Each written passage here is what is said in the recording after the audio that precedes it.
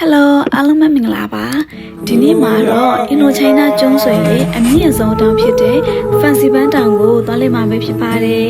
ဆိုတော့တနာနဲ့တူတူလိုက်ခဲ့ပေးကြပါဦးနော်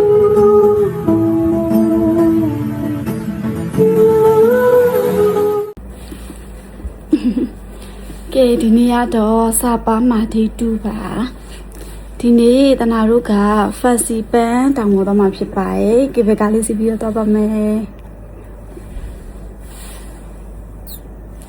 ကဲဒါလေးကတော့ outfit check ပေါ့နော်ဒီမှာတော့ temperature ကအခုကတော့7ပဲရှိရပေါ့နော်7 degree Celsius ဆိုတော့နည်းနည်းထွေးထွေးလေးဝတ်ထားပါတယ်အပေါ်ရောက်ရင်ပိုအေးမဲ့သဘောရှိပါတယ်ကိုကတော့ဟိုတယ်မှာပါသွားတည်ပါဦးတနာတို့ဟိုတယ်ကနေတော့မနက်၈နာရီမှစပြီးတော့ထွက်ခဲ့ပါတယ်အခုကတော့ကေဗေကားစီမက်နေရာကိုသွားနေတဲ့လမ်းမှာပါကေဗေကားစီမက်နေရာကိုတော့ရောက်လာပါပြီအဲ့တော့ကေဗေကားစီဖို့အတွက်တနာတို့တစ်ကက်ဝင်မယ်ပေါ့နော်တစ်ကက်ကကြတော့တယောက်ကိုဗီယက်နမ်တောင်၈သိန်းကျပါတယ်မြန်မာငွေနဲ့ဆိုရင်တော့တယောက်ကို3သိန်း3သိန်းခွဲဝန်းကျင်လောက်ကျတယ်ပေါ့နော်ကဲအဲ့တော့တနာတို့တစ်ကက်လည်းဖြတ်ပြီးပြီဆိုတော့စပြီးတော့မှ Fancy Band ဒီဆန်ဝေါ်ပေါ့နော်Fancy Band ဆန်ဝေါ်စပြီးတော့တနာတို့ဝင်ပါပြီတနာတို့ရောက်တဲ့အချိန်ကမနက်8:20လောက်တော့ရှိပြီပေါ့နော်အဲ့တော့နည်းနည်းလေးစောသေးတော့လူတော့နည်းနည်းရှင်းသေးရဲ့ Fancy Band ကလေဒီမနက်ပေါ့နော်9နာရီကျော်သွားပြီဆိုလို့ရှိရင်သူကလူတအားများတယ်ပေါ့နော်အဲ့တော့ဒီ8နာရီခွဲချောင်းရအောင်သွားနိုင်တယ်ဆိုလို့ရှိရင်တော့လူနည်းနည်းရှင်းတယ်ပေါ့နော်ပြီးတော့ Fancy Band ရဲ့ဒီရာသီဥတုကလည်းမမှန်ဘူးပေါ့နော်အမြဲပြောင်းနေတာဖြစ်တဲ့အတွက်ကြောင့်မို့လို့မနက်ခင်းအဲ့လိုမျိုးဒီနေပေါ်နော်တောင်ပေါ်နေကြလောက်တဲ့အချိန်လောက်ကိုမှန်းပြီးတော့သွားတယ်ဆိုရင်ရှုခင်းလဲကိုကကောင်းလေးပေါ့နော်မြင်ရတယ်မဟုတ်လို့ရှိရင်ကျတော့အရန် mistake ဖြစ်ပြီးတော့မှမြူအရန်ဆိုင်နေရမျိုးဖြစ်တတ်တယ်ပေါ့နော်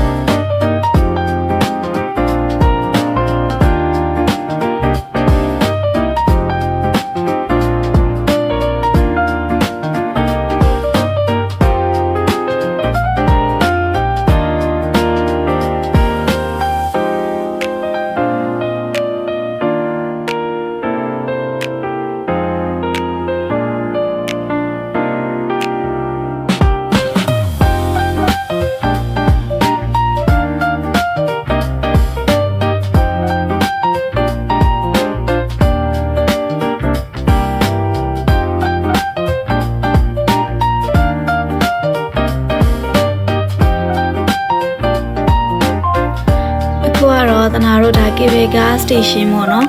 ကေဗေကာစီရမယ့်နေရာကိုသွားနေတဲ့လမ်းမှာပါအဲ့သွားနေတဲ့လမ်းမှာလေဒီ circulus အပင်လေးတွေကလေအရန်လှရည်သီလားသူကလေတဘာဝအတိုင်းကိုပေါက်နေတာအမှရာသီဥတုအေးလို့နေတူတယ်ဒီ circulus အပင်တွေဆိုတကယ်အများကြီးပေါ့နော်ဒီသွားတဲ့လမ်းတွေဘေးကြောက်နေရနေမှာဆိုလို့ရှိရင်အဲ့လိုအပြုံလိုက်ကိုပေါက်နေတာပေါ့နော်ဒါတော့သူကဒီကေဗေကာဝင်နေလမ်းမှာဆိုတော့ပုံလေးဖော်ပြီးလှအောင်လုပ်ထားပေးရပေါ့နော်အဲ့တော့အခုပေါ့နော်ဒီမှာဒီရှေ့မှာပေါ့နော်မြင်နေရတဲ့တောင်ကကြတော့တနာတို့သွားမယ် Fancy Band တောင်ထိပ်ဖြစ်ပါတယ်သူကကြတော့ဒီအရှေ့တောင်အာရှရဲ့ဒီ Indochina ကျွန်းဆွယ်မှာအမြင့်ဆုံးတောင်ပေါ့နော်အဲ့တော့အဲ့တောင်ပေါ်သွားဖို့အတွက်တနာတို့ကကေဗေကောက်မိနစ်20လောက်စီးရမယ်ပေါ့နော်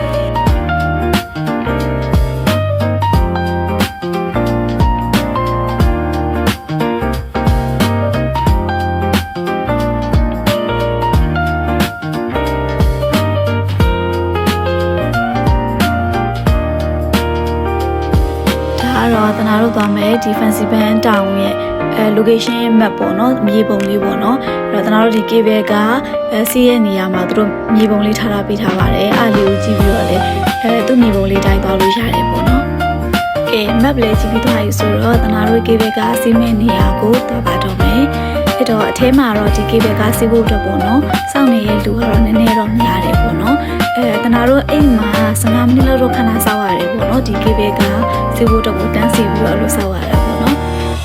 တနာတို့ရောက်တဲ့အချိန်တော့ဒါ8နာရီ25 30အလောက်ဝင်ချင်းပေါ့နော်အဲ့တော့အဲ့ထက်နောက်ကျပြီဆိုလို့ရှိရင်တော့သူကတော်တော်များပါဒီကေဘဲကစီဖို့တော့စောက်တင်နေရမှာပေါ့နော်အကြာကြီးတန်းစီပြီးတော့တနာရီလောက်တောင်စောက်ရတာမျိုးရှိရပေါ့နော်တချို့အဲ့ဒါကြောင့်မို့လို့ fancy တောင်းသွားမယ်ဆိုရင်မနေ့ဆိုလေးပါကို recommend ပေးပါတယ်ကဲအခုတော့တနာတို့ကေဘဲပေါ်ရောက်ပါပြီကဲတနာတို့ blog ကန်ကောင်းလေးကြည့်ပါဦးဒီနေ့တနာတို့သွားတဲ့အချိန်မှာပေါ့နော်နေတာနေပါတယ်ပုံမှန်ဆိုလို့ရှိရင်တော့အရန်နှင်းကြတတ်တာပေါ့နော်fancy ပန်ကလေနှင်းမကြဘူးဆိုရင်တော့အဲ့လိုတိမ်ကွယ်သွားတာတော့ဘာလို့ဆိုလို့ရှိရင်အဲ့လို view မမြင်ရတော့ဘူးပေါ့နော်အဲ့လိုတိမ်ထူပြီးတော့ဘာမှမမြင်ရဘဲနဲ့မြူတွေဖြစ်သွားတတ်တာပေါ့နော်တနာတို့သွားတဲ့အချိန်မှာတော့ကန်ကောင်းထောင်းမစွာနဲ့နေရလဲထွက်လာတဲ့အချိန်နဲ့ဆိုတော့ဒီကေဘဲကားပေါ်ကနေပြီးတော့မှရှူကင်းလှလှလေးတွေပေါ့နော်တေချာလေးမြင်ခဲ့ရပါတယ်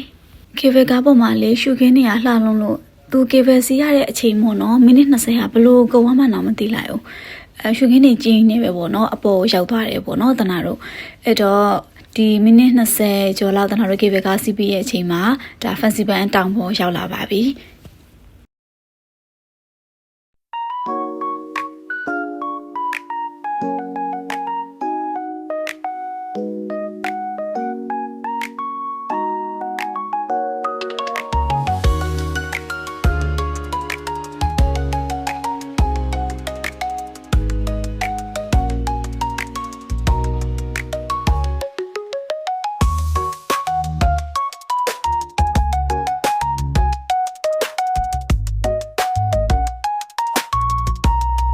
ကဲရာသူအတုကတော့ကိုပတ်မှာပါတနာတို့တောင်ပေါ်ရောက်သွားတဲ့အချိန်ထိလည်းအရင်မျိုးမဆိုင်သေးဘူးပေါ့နော်နေတာပြီးတော့မှတောင်ပေါ်ကနေလည်းဒီရှုခင်းပေါ့နော်တိမ်ပင်လေးကိုတနာတို့သိချလေးကောင်းလေးမြင်ခဲ့ရတယ်ပေါ့နော်တချို့ကလေ festival တောင်ကိုဒီ Asia ရဲ့ heaven ဆိုပြီးတော့တင်စားကြတာပေါ့နော်ဒီ Asia ရဲ့နက်ပြည်ဆိုပြီးတော့တင်စားပြီးတော့ခေါ်ကြတယ်ပေါ့နော်တကယ်လေနှစ်ပြည်ရောက်နေသလိုပါပဲဒီတိမ်တွေဂျားထဲမှာပေါ့နော်တိမ်တွေဂျားထဲမှာတော့မဟုတ်တိမ်တွေအပေါ်ပေါ့နော်ကြည့်လိုက်လို့ရှိရင်လည်းအောက်မှာတိမ်ပင်လေးပေါ့နော်ပြီးတော့ဒီတောင်တွေရဲ့ကောင်းကင်ပြပြကြီးရဲ့နဲ့အရန်လှတယ်ပေါ့နော်ကြည့်ရတာလေဝခုံးကားလေးရောက်နေသလိုပဲပေါ့နော်အဲ့ဒီကလေနက်ပြည်ပေါ့နော်အဲ့လိုပုံစံရိုးဖိုင်လေးကိုရတယ်ပေါ့နော်အပေါ်မှာတော့သူကဒီဖျားပေါ့နော်ဗုဒ္ဓရုပ်ပွားတော့အကြီးတစ်ခုရှိရယ်ပြီးတော့ဒီတရုတ်ဘုံကျောင်းနေရှိရယ်ပြီးတော့ပွင့်မဲတော့ရုပ်ထုအကြီးတစ်ခုလည်းရှိရယ်ပေါ့နော်အဲ့တော့ဒီအပေါ်ကိုတက်မယ်ဆိုလို့ရှိရင်တနာတို့ကပြီးသေးဘူးပေါ့နော်အခုကေဗယ်စီးလာတာလည်းမပြီးသေးပါဘူးဟိုးအပေါ်ဆုံးတက်မယ်ဆိုလို့ရှိရင်တနာတို့ထပ်ပြီးတော့မှဒီဖန်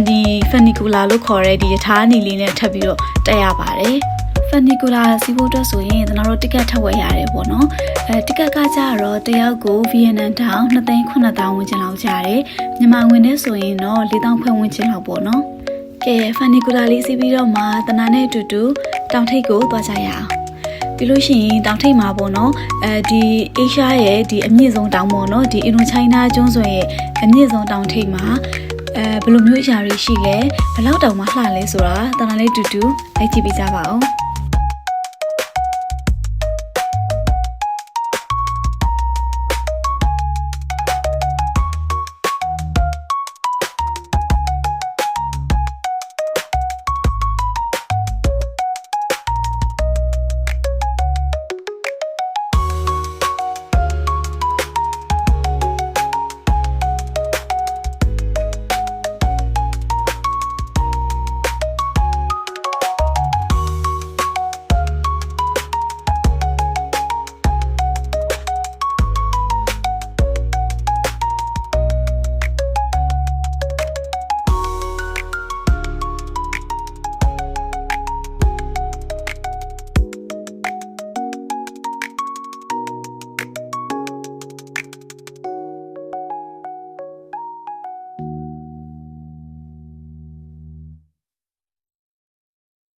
ဖန်စီပန်းတောင်ထိပ်မှာတော့သူတို့ဒီဗီယက်နမ်အလံလေးထားပေးထားတယ်ပေါ့နော်အလံမျိုးကပြီးတော့လည်းတပွန်ရိုက်လို့ရပါတယ်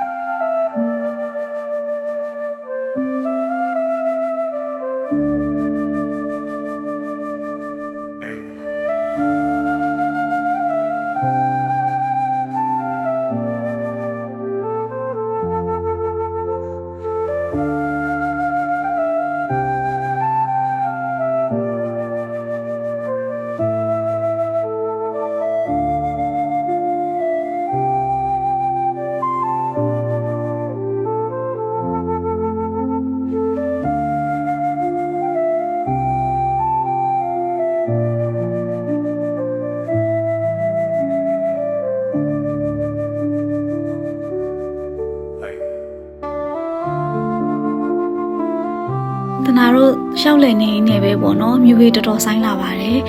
တနာတို့တက်လာလို့နေဆိုလုံးဝတခြားစီဖြစ်သွားပြီပေါ့နော်အောက်ကိုလုံးဝရှုကင်းဘာဆိုဘာမှမမြင်ရတော့ပါဘူးအချိန်ကတော့ဒါတနာတို့ဟောလောက်ပဲရှိအောင်မယ်9 နာရီခွဲလောက်ပဲရှိအောင်မယ်ပေါ့နော်အဲ့တော့တော်တော်လေးမြူဆိုင်လာပါတယ်ဆိုင်ပြီးတော့တနာတို့အသေးချာမမြင်ရတော့ဘူးပေါ့နော်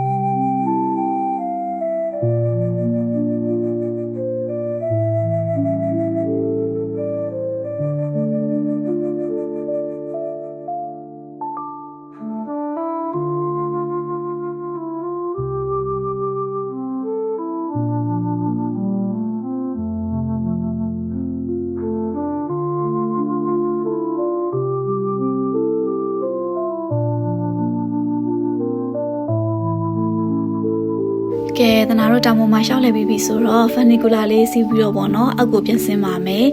ကေဗေကာစီရဲ့နေရာကိုပြန်သွားမယ်ပေါ့နော်ကဲဒီမှာကြည့်ပါဦးမြူတွေတော်တော်ဆိုင်လာတယ်ပေါ့နော်တနာတို့ဆင်းတဲ့ချိန်ဒီ10 နာရီလောက်တော့ရှိလောက်ပြီပေါ့နော်တော်တော်လေးကိုမြူဆိုင်ပြီးတော့ဘေးပတ်ဝန်းကျင်နေဆိုရင်တိတ်ပြီးတော့မမြင်ရတော့ဘူးပေါ့နော်အော်တနာရှိမှပြောဖို့မိသွားလို့ပေါ့နော်ဒီကေဗေကာတက်ကက်ကြီးတွေဖန်နီကူလာတက်ကက်ကြီးတွေကြတော့လေအသွားအပြန်နှစ်ချောင်းစာတစ်ခါတည်းပါပြီးသားဖြစ်ပါတယ်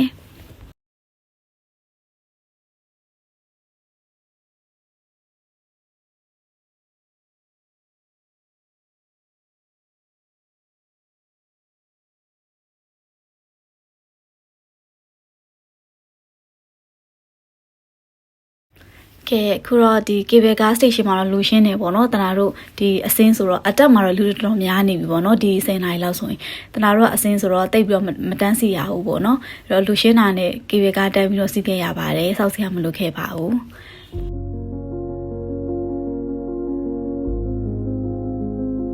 တနာတို့ပြန်ဆင်းတဲ့အချိန်မှာတော့လုံးဝမြူတွေပိတ်နေပြီပေါ့နော်ဘာမှမမြင်ရတော့ပါဘူးအဲ့တော့အတက်တုံးကကျတော့ကန်ကောင်းနေပေါ့နော်နေထွက်တဲ့အချိန်ရောရာသီဥတုကောင်းနေတဲ့အချိန်ရောဆိုတော့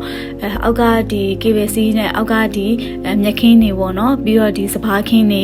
ရှုခင်းတွေကိုသိချာလေးမြင်ခဲ့ရတယ်ပေါ့နော်အဲ့တော့အပြန်တော့တနာတို့တွေ့ရတဲ့အတိုင်းပဲမြူဆိုင်နေရဖြစ်တဲ့အတွက်ကြောင့်မလို့ဘာမှတော့သိချာမမြင်ရတော့ဘူးပေါ့နော်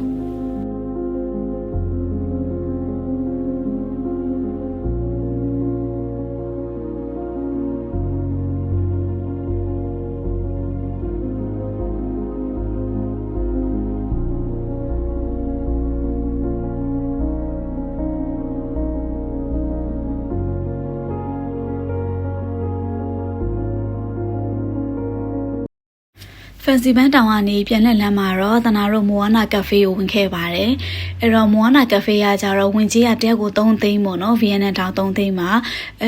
သူကကြတော့ဒီဝင်ကြီးရဲ့ပြီးတော့ coffee တစ်ခွက်ပေါ့နော်။ကိုကြိုက်တဲ့ coffee တစ်ခွက် free တောက်လို့ရပါတယ်။အဓိကကြတော့လေသူကဒီ photo spot လေးလုပ်ပေးထားတာပေါ့နော်။ဒီ Instagram photo spots လေးပေါ့နော်။သူကဓာတ်ပုံရိုက်ဖို့အတွက်နေရာလှလှလေးရှိပါတယ်။ဒါမဲ့လေဓာတ်ပုံရိုက်ဖို့အတွက်ကိုအရန်တန်းစီပြီးစောက်ရတာပေါ့နော်။အဲ့တော့တနာတော့စိတ်မရှိတော့အရန်ကြာပြီးတော့မစောက်တော့ဘူးပေါ့နော်။ဒီမိုးဝနာအယုတ်လောက်နေပဲနည်းနည်းလေးဟိုဟာစောက်ပြီးတော့ဓာတ်ပုံရိုက်ခဲ့တယ်ပေါ့နော်။ကဲအချိန်လေးနေ့လေ7နှစ်လောက်ရှိပြီဆိုတော့တနာတို့နေ့လေစာပေါ့နော်သွားစားပြီးတော့မှဟိုတယ်မှာပြန်ပြီးခဏနာပါတော့မယ်ဗီဒီယိုလေးကိုအဆုံးထိကြည့်ပေးကြတဲ့အတွက်လည်းအားလုံးကိုကျေးဇူးတင်ပါတယ်နောက်ဗီဒီယိုတွေမှာပြန်တွေ့ကြမယ်နော်တနာရဲ့ Your Bestie ဆိုတဲ့ channel လေးကိုလည်း like and subscribe လေးလုပ်ပေးကြပါဦးနော် Your Bestie forever with you